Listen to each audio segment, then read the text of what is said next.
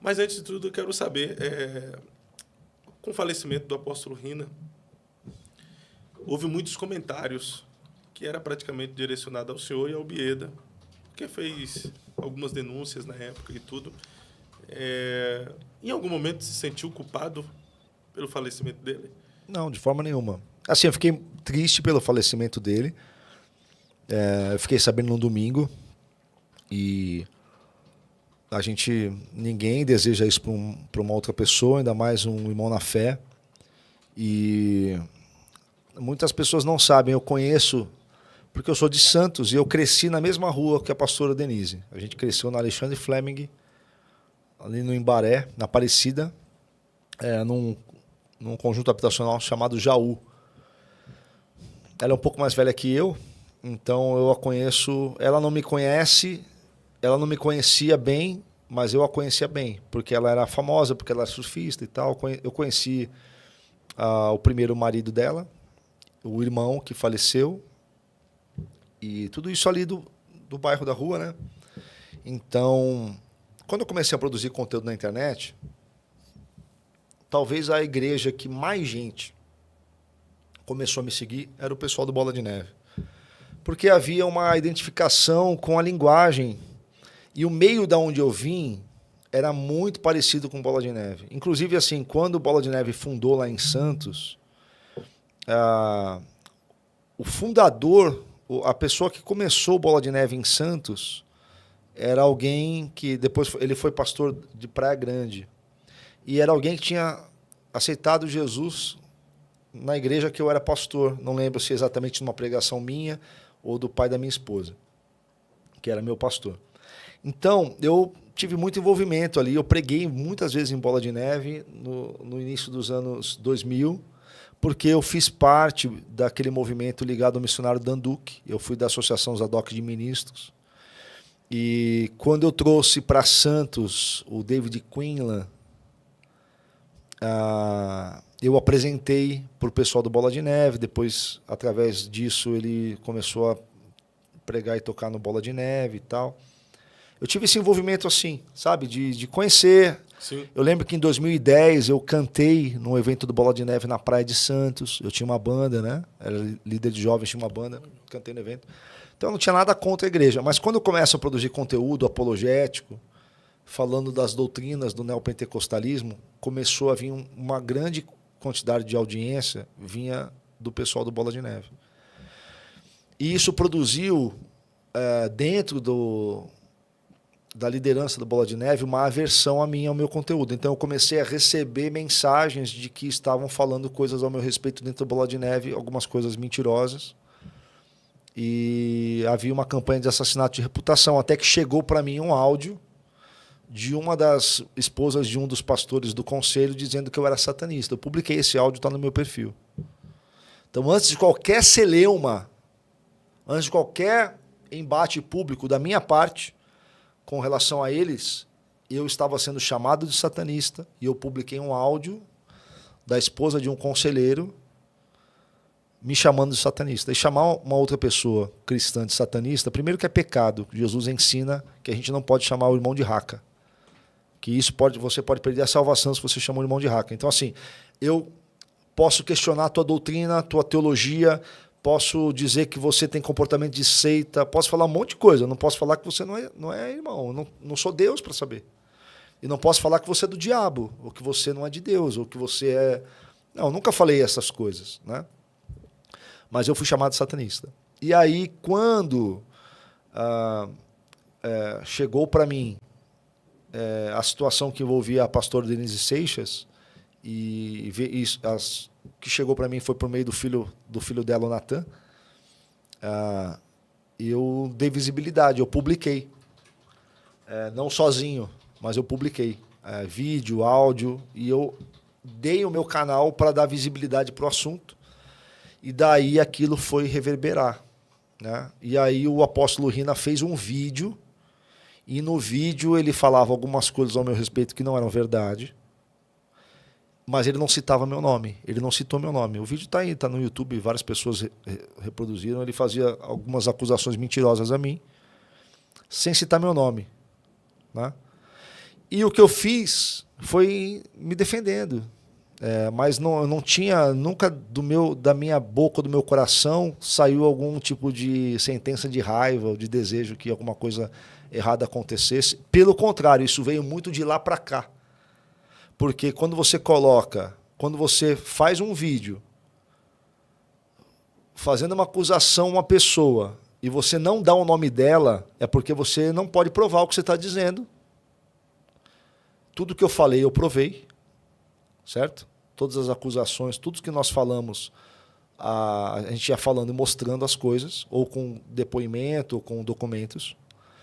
As coisas que eu falei, algumas coisas que eu falei, eu ouvi pessoalmente da própria pastora Denise.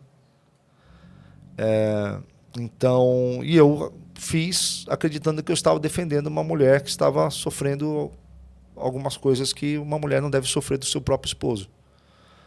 Então, assim, eu fiz isso de consciência limpa e fiz isso com seriedade.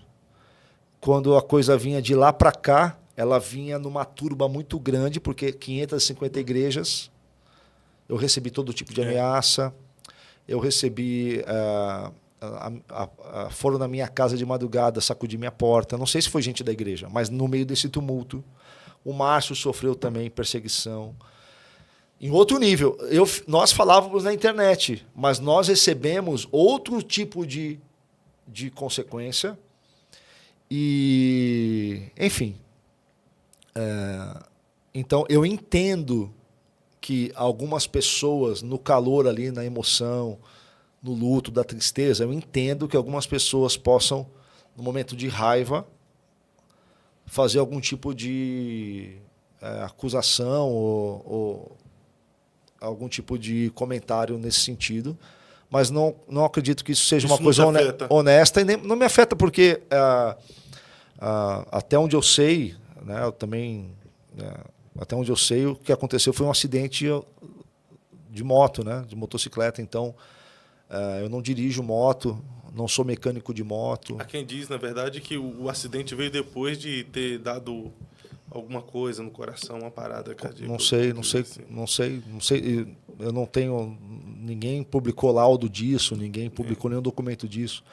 Isso é só comentários, né? São os boatos. Comentários, boatos. O que se sabe, até onde eu sei, que eu li no jornal, é que ele se acidentou dirigindo uma moto junto com um clube de moto, e a gente ficou muito triste com isso, obviamente. Ele é pai de 3 filhos, né? A gente não quer o mal de ninguém, mas eu também acho que qualquer tipo de comentário nesse sentido é completamente descabido, não tem o menor sentido. Mas o senhor reconhece que, apesar dos pesares, ele deixou um legado extraordinário de plantação de igreja, eu acredito que ele plantou igreja, pregou o evangelho, mas eu acredito também que já faz tempo que a coisa desandou, né? Já faz tempo, questões de ordem doutrinária e outras coisas, né?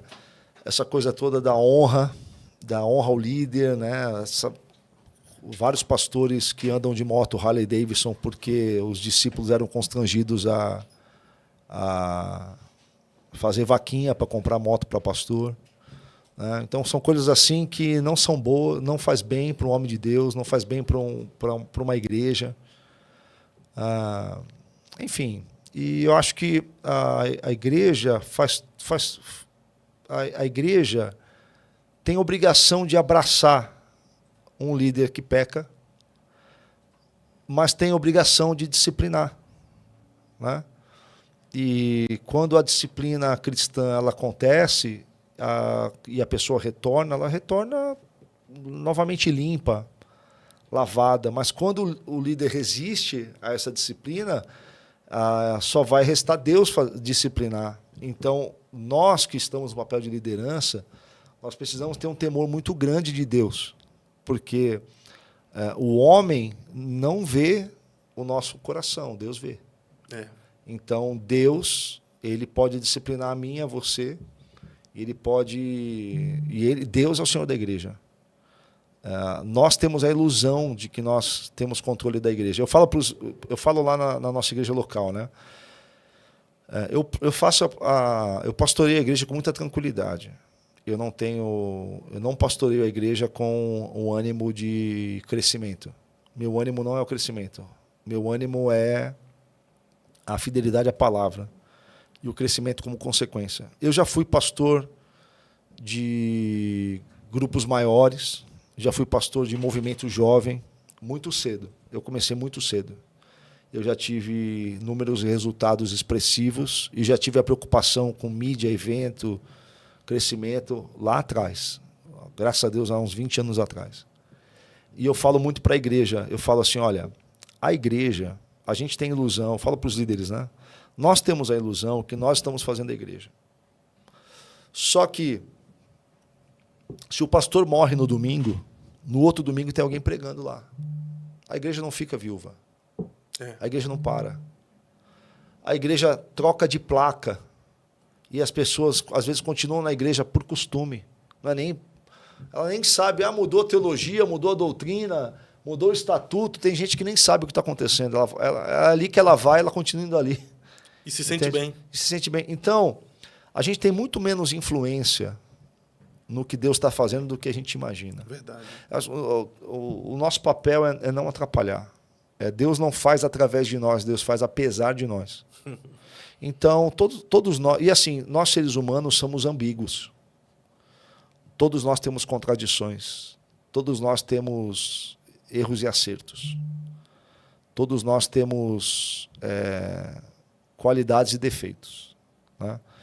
A única coisa que eu tenho muito temor a Deus é que Jesus adverte muito, muito, muito, muito, para você olhar o que você está fazendo aos pequeninos. É muito fácil você ser líder de uma coisa grande sem enxergar os pequenos. Entende? Muito fácil. Muito fácil. E é muito fácil você fazer uma máquina rodar, deixar ela grande, funcionando, dando resultado. Os métodos certos. É só olhar o que aconteceu com a Lagoinha em 4 anos. Quantas vezes ela se multiplicou. Eu sou formado em administração de empresas. E não aplico na igreja o que eu aprendi no meu curso. Mas, se você aplicar as técnicas de uma empresa numa igreja, ela vai crescer exponencial. Dá certo. Se você souber como aperta, onde cobra. Só que Jesus faz uma advertência muito severa com relação a isso, em Mateus 20. Jesus fala assim, em Mateus 20, versículo 25, 26, 27 e 28. Jesus fala assim, nos reinos deste mundo, os príncipes deste mundo governam sobre os pequenos. Os maiores comandam os menores. Aí Jesus olha para os discípulos e diz, entre vós não será assim. Entre vós, quem quiser ser o maior tem que ser o menor. Então, toda vez que você vai esmagar os pequeninos, Deus esmaga você. Toda vez. Entende? Forte. Então, você não pode ser pastor só do empresário, pastor só dos líderes e pau nos pequenos. Um critério moral para mim, um outro critério moral para quem está lá embaixo. Entende? Porque isso ofende diretamente a Deus. Deus colocou Faraó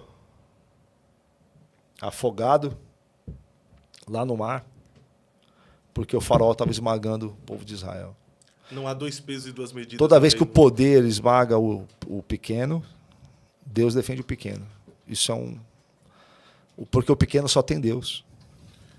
Toda vez que o poderoso esmaga o pequeno, Deus esmaga o poderoso. E toda vez que um líder de igreja se levanta como o Faraó, ele se torna inimigo de Deus. Toda vez. Toda vez que ele se levanta como um Nimrod, construindo uma torre de Babel, Deus derruba a torre. Mais cedo ou mais tarde, irmão. Forte.